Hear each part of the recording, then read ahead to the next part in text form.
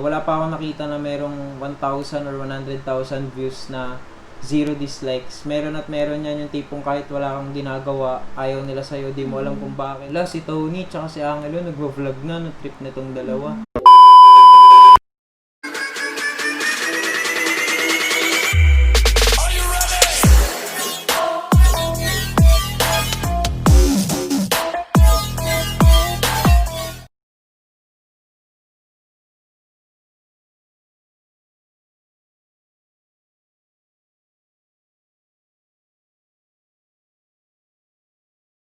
So yun na nga, ito na yung onting motivational message namin para sa mga small YouTubers, sa mga nag-uumpisa pa lang din dito sa YouTube kagaya namin. Kasi madami din nagtatanong, madami nagko-comment sa videos namin na wow, ang bilis naman, ganyan na agad yung subscribers nyo, paano nyo ginawa, paano kayo na-motivate, ganyan.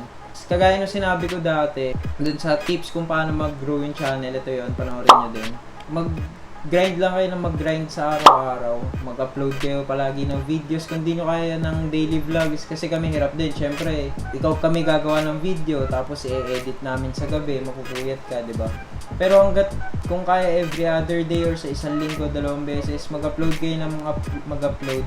Kasi siyempre, yan na rin yung pagbalik nyo sa mga subscribers nyo para malibang sila palagi, may aabangan sila, may papanoorin sila. Hindi yung sasayangin nyo yung pag-subscribe nila, tas wala, di naman kayo nag-upload, di ba? Tapos isa pa is mag-set kayo ng goal para syempre magpo-focus kayo dun sa goal nyo na yun, gusto nyo maabot. Kami, goal namin ngayong 2020, ano na ba, June. Syempre una ma-monetize, gusto namin by July or August, monetize na kami. Tas the end of the year, at least 10,000 subscribers. Tsaka na namin nahangarin yung mataas. Ngayon, meron pala kaming 1,300. Salamat sa inyo. Madami na din yung road to 2K na tayo. Tapos isa pa, magkaroon kayo ng idol, parang role model. Kami talagang pinaka-idol namin, Team Payaman talaga. Kasi yung mga content nila sobrang good vibes. Pero wag niyong gagayahin yung style ng pagbablog nila. Talagang may mambabash sa inyo yun. Kasi alam niyo mga Pinoy pag may ginaya. Pwede niyo sila gayahin yung kagaya ng video kung nag-imitate, pero wag yung sa lahat ng videos yung ginagaya nyo na mismo yung galaw nila. Kukuha lang kayo ng idea. Kukuha lang kayo ng idea. Tsaka wag nyong i-compare yung sarili nyo sa kanila. Uy, bakit si Kong ganyan? 5 minutes pa lang, 100,000 views na. Sa akin, 5 minutes, 5 views pa lang. Yung si Kong TV yun. Kong TV yun eh. Tsaka malaki na nga sila, tayo, nag-uumpisa pa lang. Pag nagtyaga ka, dadating din tayo dyan. Tapos isa pa, huwag kayo magpapadala sa mga, kagaya nga nung sinabi ko kanina, huwag kayo papadala sa mga bashers nyo, sa mga nagdi-dislikes ng videos nyo. Wala pa akong nakita na merong 1,000 or 100,000 views na 0 dislikes. Meron at meron yan yung tipong kahit wala kang ginagawa, ayaw nila sa'yo, di mo alam kung bakit, wala ka namang ginagawang mali, pero parang may galit sila sa'yo. Tsaka, hindi ka susuportahan yan, lalo na ngayon, nag-uumpisa pa lang. Kami alam namin may mga ganyan din.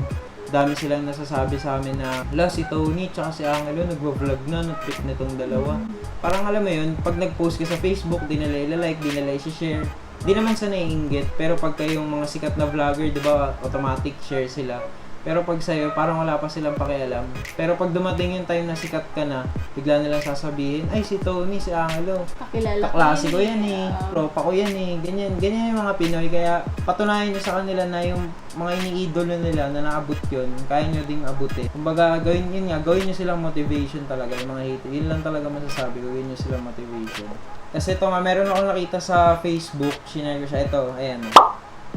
Nakita nyo, yung sa support, isa lang siyang nakaupo dun sa, kumbaga yun lang yung sumusuporta sa'yo kasi nag-uumpisa ka pa nga lang. Tapos nung umunlad ka na, sobrang dami na nung nag-congrats, na akala mo sinamahan ka nila mula nung nasa baba ka pa lang hanggang pagdating mo sa taas. Meron nga yung bagong kanta, hindi naman bago, si CLR. Sobrang gandang-ganda ako, lagi ko siyang pinapaulit kahit pag naliligo ako.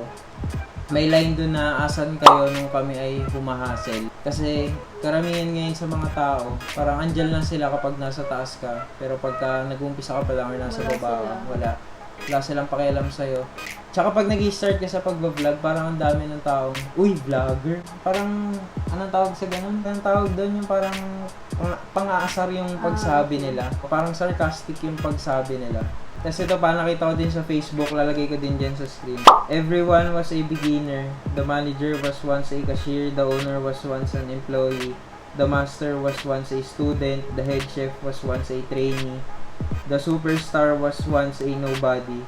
We all have to start somewhere. Totoo yun. So, hindi rin madali. Hindi naman pwedeng pag-start mo ng channel mo ngayon, Bongga ka ka. bukas 100,000 ka na agad. Unless artista ka. Pero kung kagaya namin na normal na tao ka lang na nag-start dito sa YouTube, talagang ultimo 2 subscribers, 1 subscriber, matutuwa ka. Malaking bagay. Kada may nagsusubscribe sa'yo. Hindi naman tayo artista na after a month, meron ka na agad 1 million views. Kailangan mo talagang paghirapan yan. Kailangan mag-upload ng videos.